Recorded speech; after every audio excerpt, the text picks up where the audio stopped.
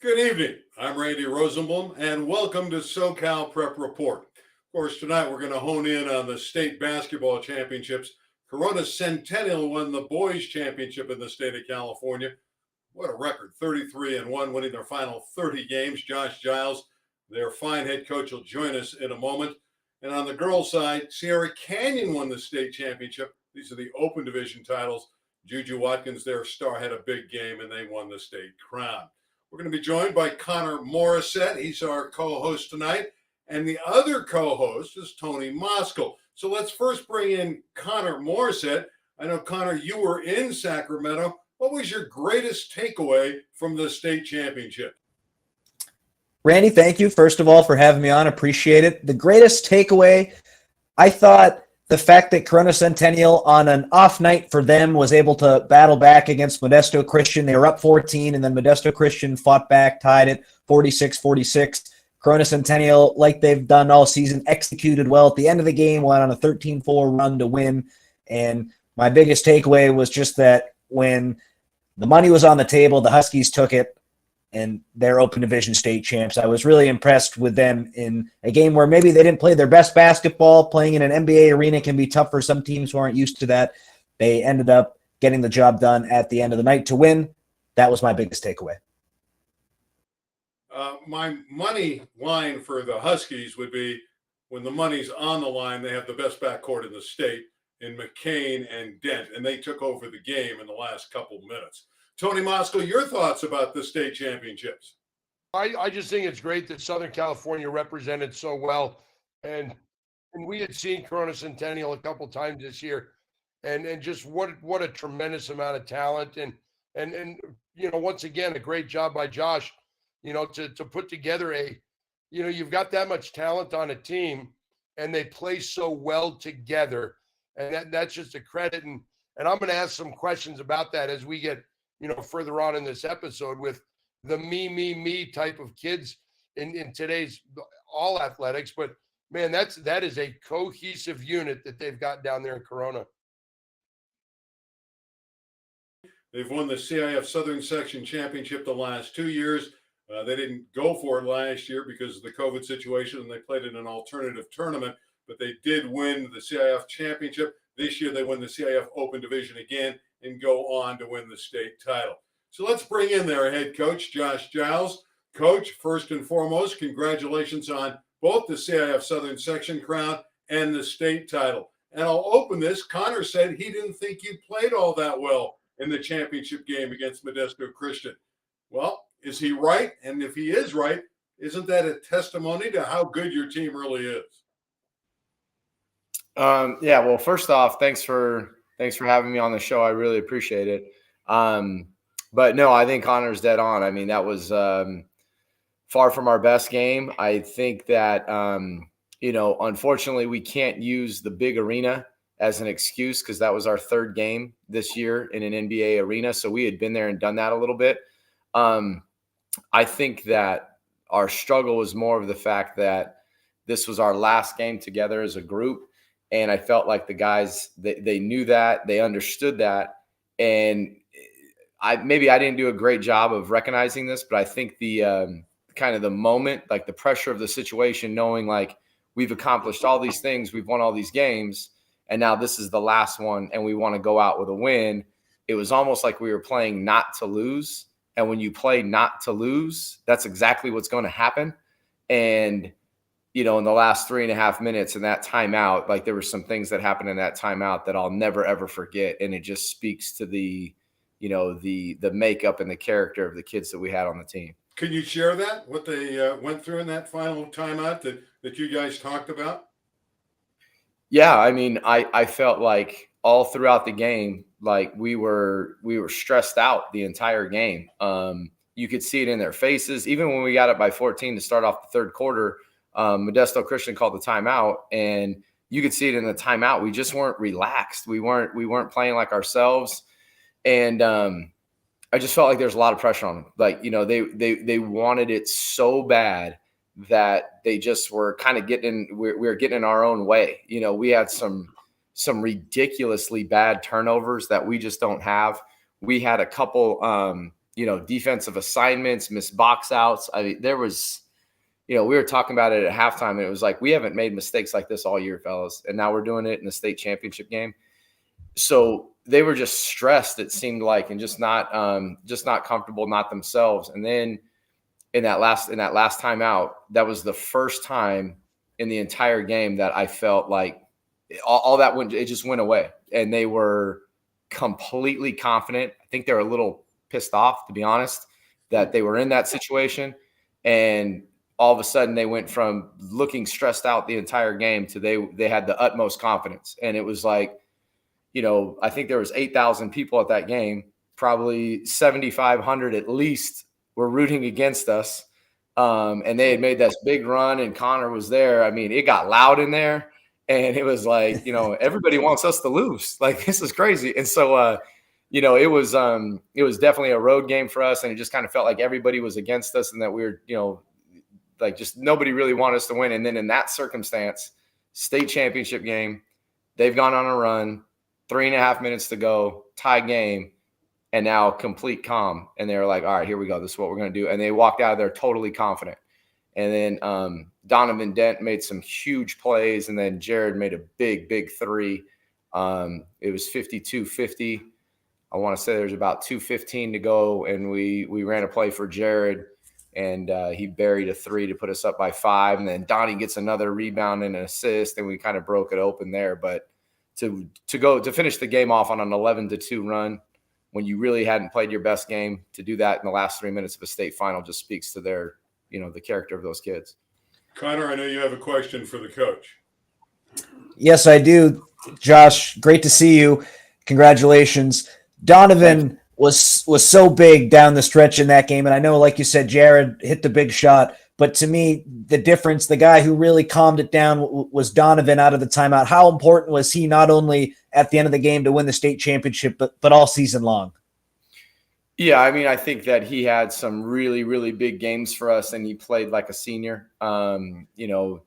He was the reigning Open Division CIF Player of the Year, the Riverside County Player of the Year, and I felt like he really played like that. And there's a couple things that we talk about a lot, and I think one of the main things that we always stress is, the best players and the best teams are at their best when their best is needed.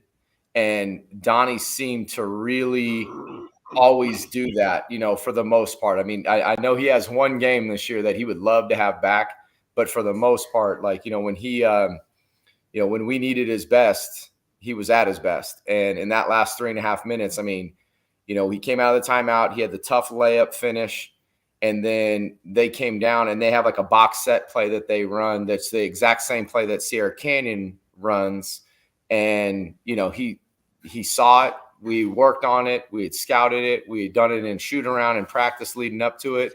And his man was on the opposite side, and he left his man and broke on that pass to the top of the key. He read it perfect, kind of a gambling play. You definitely don't draw that up in the huddle. Hey, leave your man on the weak side and go sprint, up here and steal the ball at the top of the key. But he read it perfect, breakaway layup. Now we're up 4. Little things like that. I think he finished the last 3.5 minutes of the game. One of my coaches told me he had 4 points. He had 3 assists, 3 rebounds, and 2 steals in the last 3 minutes of the game. And that's, be at your best when your best is needed. And he did that in a big way in a state final.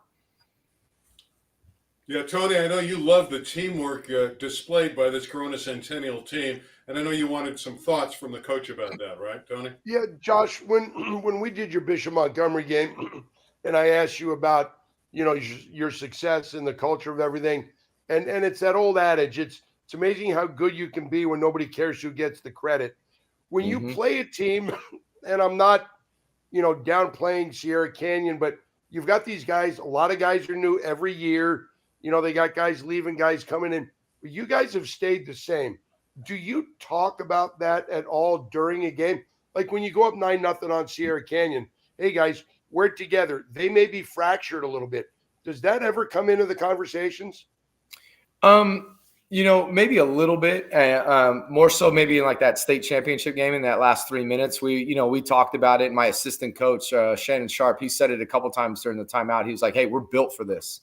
This is what we do. We finish games. We come through in the clutch. This is what we do. And, so we'll talk about it that way. As far as, for us, maybe comparing it to a Sierra Canyon, I think it's just, it might be, this might sound weird. I feel like it might be actually a little bit easier for us because, there isn't, 11 to 13 Division I players on the team. We don't have that, so maybe it's a little bit easier to find that cohesiveness because we know night in and night out who we're going to rely on. It doesn't necessarily, change that drastically from game to game. Now we do have that from game to game. Like, in that Sierra Canyon game, Ramsey Huff was phenomenal. And then, we've had other games where Devin Williams or Aaron McBride, and obviously Jared and Donnie are pretty good at what they do. So, we've had that, but I think, our core never changes. And because of that, I think it helps you kind of gain some stability.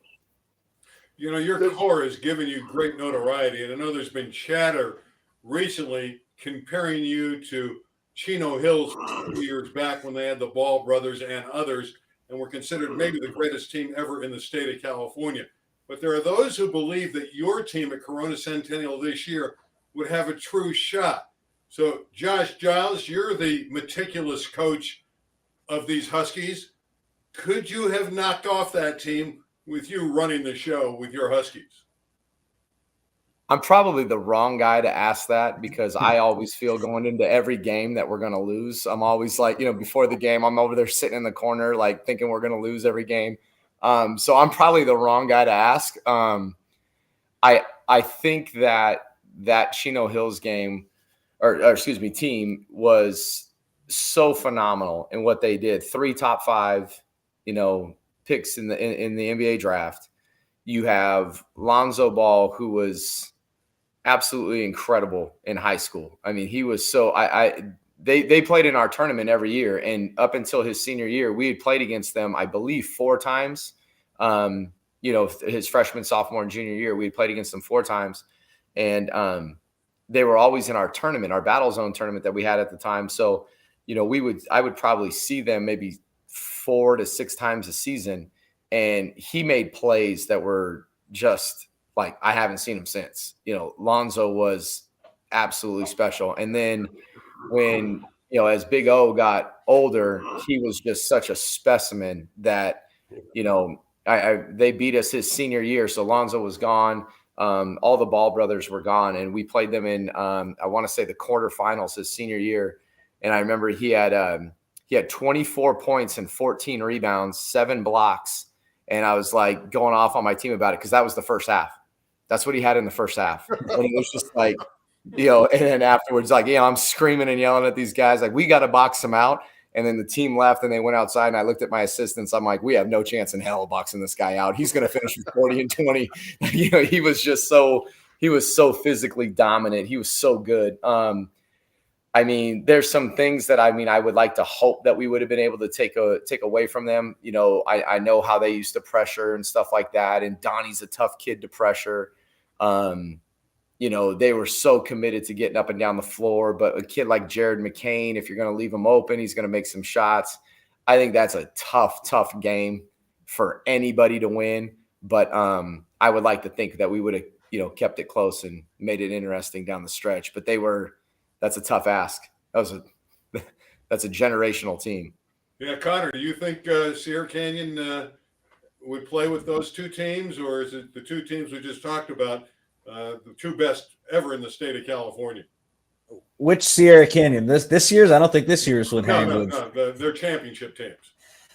I don't know. I think those Chino Hills teams, you're right, as we go into the future more and more, it's so hard to compete with teams or a team who has 3 lottery picks like that. And don't forget too, Jello Ball played in the G League and was really good. And Eli Scott, so good at LMU. So even beyond those 3 guys, to me, that's a generational team. and I think it could be a tough ask. But I'd certainly give Corona Centennial a shot. I think I'd probably rank Chino Hills 1, Corona Centennial 2, and then at least the teams that I've seen, that Sierra Canyon, this year's Corona Centennial team 2, and then that Sierra Canyon team with Zaire Williams, BJ Boston, and a younger Amari Bailey, probably 3. But all 3 of those teams were really, really impressive, and it would be great to get those matchups. Unfortunately, that won't ever happen.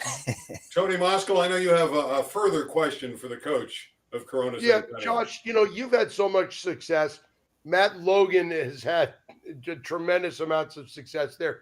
How much do you guys talk to each other about culture, about how to practice and how to run programs? In all honesty, I mean, Matt Logan's probably my best friend on the campus. I mean, we talk every single day, and it's funny. We truly do root for each other. I'll make fun of him a little bit. He's a little bit older than I am, so he's kind of a mentor type to me. I feel like I'll go to him for a lot of stuff and ask him his advice and things like that. And we definitely talk about different things. But like I said, I see him every day, and he's one of the first guys to congratulate me when we have a big win. And I saw him on Monday, and he comes up to me. He's like, "Dude, that was awesome." And he's giving big high five and a hug and stuff like that. And, when he's got a big football game, you'll see it. I'm, down by the one end zone. And if they're close, I'm like looking down the sideline, telling them like, you got this far for a touchdown, you got this far first down. So like, we're, I think that it's kind of a unique situation, because I don't know if that happens at every high school, but like, I truly root for our football team. I want them to have success. It's good for the school when they have success. It's good for the culture and the climate of our school. And I feel like he feels the same way about our basketball team. He's at our games, and there's been times where like he'll let the other team into the locker room, and then we'll be walking by, and he'll be like, "Man, they're breathing hard, coach. I think you guys got them. I think like they look tired to me." So like it's truly like a friendship. I consider him a friend. We talk about other things. We hang out outside of school.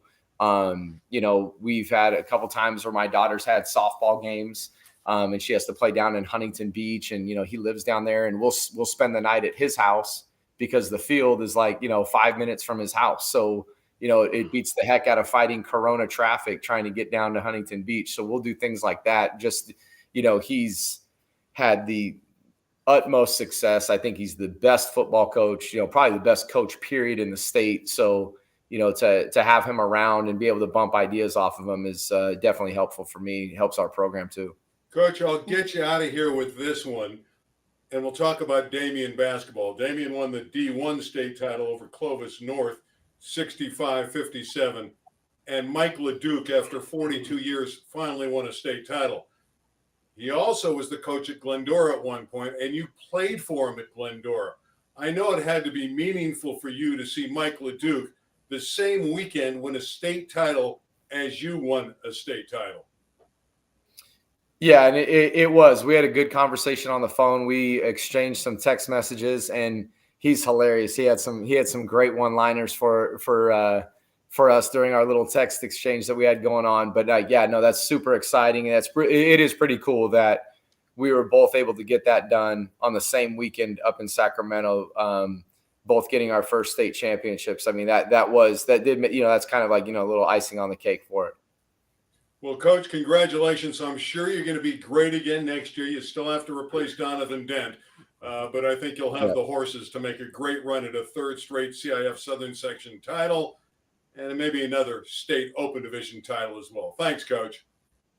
All right. Thank you. I appreciate it, fellas. Thanks for having me. All right. That's head coach Josh Giles of Corona Centennial. And Connor, you heard him. He thinks he's always the underdog, and I think that kind of coaching style helps his team. He gets his teams to really go hard and play with great unity.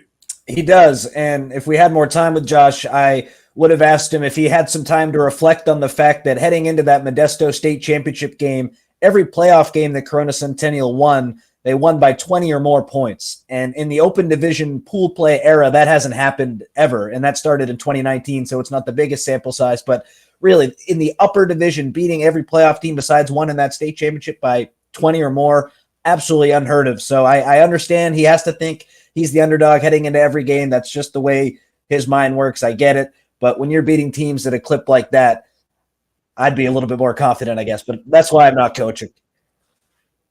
Yeah, coach is back. Okay. All right. Well, I can talk about this team all night, man. We can stay here and do this all night. I love this team. All right. Well, we'll probably go over our 9:30 time slot, but that's okay. Yeah, that's fine. Well, Connor just said he wanted to know about you pulling everyone out. So that was quite a remarkable achievement, winning all those games by 20 or more before Modesto Christian. Your thoughts on that run? Yeah, I mean, we played about as good as you can possibly play, and I know that I think somebody mentioned it earlier. You know how we started off that Sierra Canyon game on that 9-0 run where we just came in and we were throwing in threes from everywhere. You know, that was, you know, the just the focus and the attention to detail. Like, I don't think we had a bad practice for the last 2 months. You know, just everybody was so dialed in, and when we got to the game, it was kind of. I'm not saying like easy, like the opponent was easy. I'm just saying like it was easy in the fact that we had been, you know, we had prepared ourselves so well. All we had to do was go play.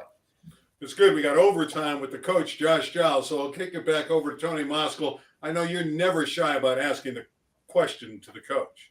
Yeah, Josh, I want to know, when you're down on the 5-yard line for Matt and it's a December game, are you wearing shorts like he does? Oh, heck no.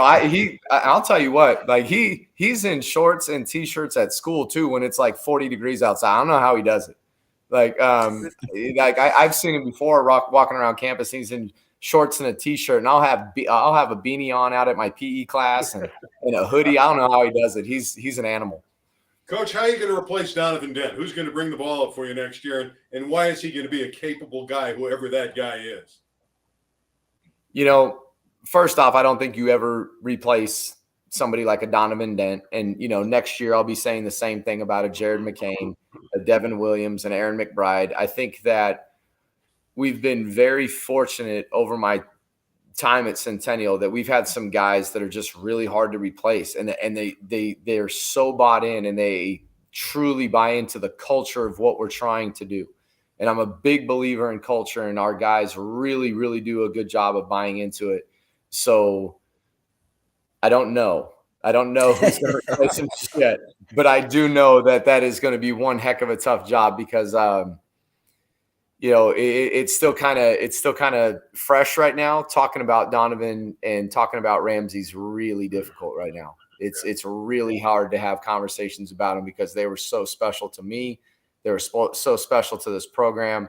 Their leadership and, you know, just everything about them, the toughness, the work ethic, you know, just unbelievable kids too. Like, and that was the thing, like, our admin, we were talking about it after the game when we went back to the hotel after we had won state, and they're like, you know, the best thing about this team is every single one of them they're just great kids.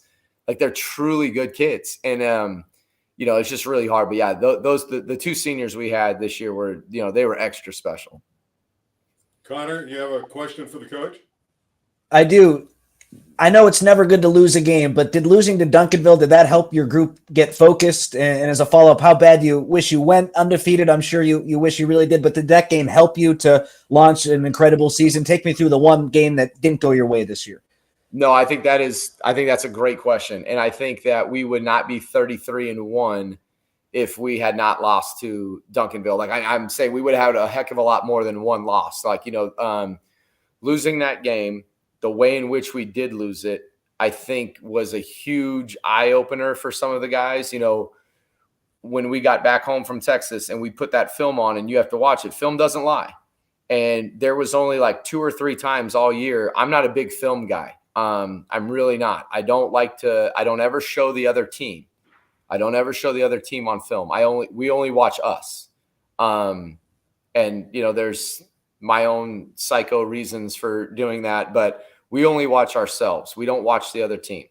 And when we're preparing and we're doing that stuff, you know, I think we learn a lot more from our own mistakes. And then we also learn from when we do things right.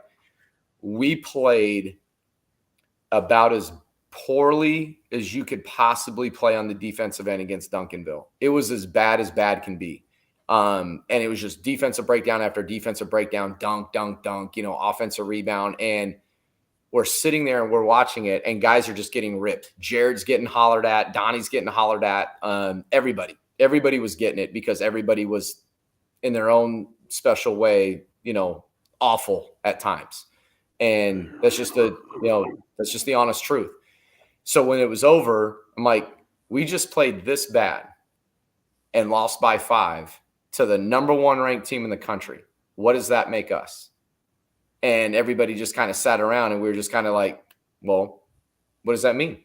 That's the best team in the country. We played horrific and we lost by 5. And we had the ball in the last 90 seconds twice with an opportunity to tie it. And we screwed that up too. So it was like, if we can play this bad and we're losing by 5 to the number 1 ranked team in the country, what are we then? And I think that carried on throughout the year because, guys, it was kind of like a wake-up call. Like, well, one, we can't just show up and beat anybody. We have to outwork you.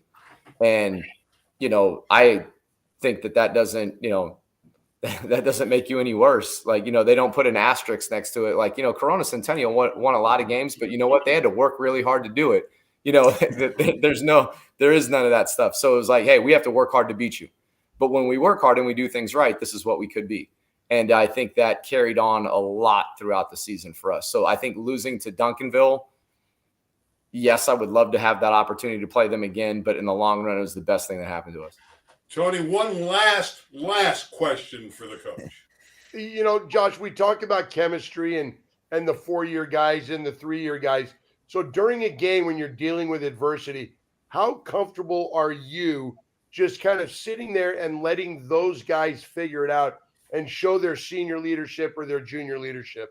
Yeah, another great question. I think there's 2 things with that. I think one, that's why I don't call a lot of timeouts. If anybody really watches our game, usually I have a ton of timeouts at the end of the game, which I prefer because I feel like during the course of the game, if we're not like boxing out or something like that, what am I going to do? Call a timeout to tell you to box out?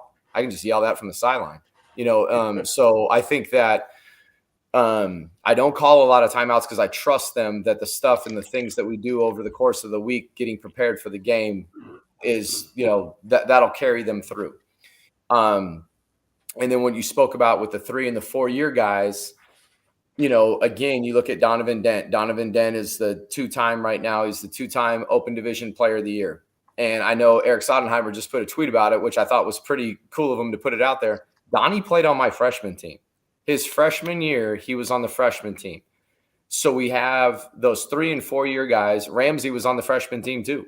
Him and Donnie were on the same freshman team together their freshman year. So it was like, you get these guys and they just kind of buy into this whole culture. And when you have people for 3 to 4 years, I think the biggest thing, Tony, with that is you develop relationships with them. Yeah. And so when I do get upset at the team, or if I do get upset with a player about something, they know it's never, ever personal. It's never personal. I just want you to play better. And they know that I have their best interests at heart. All we want to do is win. It's not like me versus the team or my coaches versus the team. It's us together as a team trying to outplay the other team. So I think it allows you as a coach and as a program to develop relationships with these kids that there's trust both ways. I trust them that they're going to do it, and they trust me that I'm going to help them put them in a position of success. Well, Coach, again, thank you very much for the visit tonight. We got bonus time with you, and we sincerely appreciate it. And best of luck again next season. Thank you, guys. I appreciate it. All right, you, Josh. One quick last comment. How good was Corona Centennial in 30 seconds this year? How good were they? Exceptional. The gold standard, undefeated against California. They were exceptional this season. That's all I can say. Tony, I know you'll have more to say because you have that great big personality. How good were the Huskies? It's just a complete team. You talk about they've got big men, they've got the, every position, they defend, they score, they do everything so well. But for me, it always boils down to they've got great chemistry, they work very well together, and they trust each other. Yeah, they were just a terrific team, and they end the year on a 30-game winning streak, which is a school record at Corona Centennial. And I think that really says it all. And I thought it was interesting, guys, and I know we have to leave, but what he said about the game against Duncanville, that they played so poorly and only lost by 5 points and had a chance. And really, if you look at it, had they won that game, they would have been the national champion. So it'll give them a little bit of a goal next year when they bring back McCain and Bride and Williams and some of the other great players from that team. That's going to be another great team at Corona Centennial. They will be very good. You know, I had 2 pages of notes here to talk about all the other teams in the state, all the girls' games, softball, baseball, all the things that are going on right now in prep sports. But Josh Giles was so good, we had to let him go and talk to him for an additional 10 to 12 minutes. And we thank him. That was a great look, great insight into a great program at Corona Centennial. The Huskies, the state champions. Well, again, we want to thank Tony Moskal and, of course, Connor Morissette from Scorebook Live. Yeah, he does a great job at Scorebook Live. He does wonderful articles on all the different divisions and all the different sides, whether it's the southern section or the city section. Connor, thank you. Tony, thank you. Thank you at home. We'll be back again next Thursday night at 9 p.m. I'm Randy Rosenblum. That's it for now. We'll see you next week on LA 36.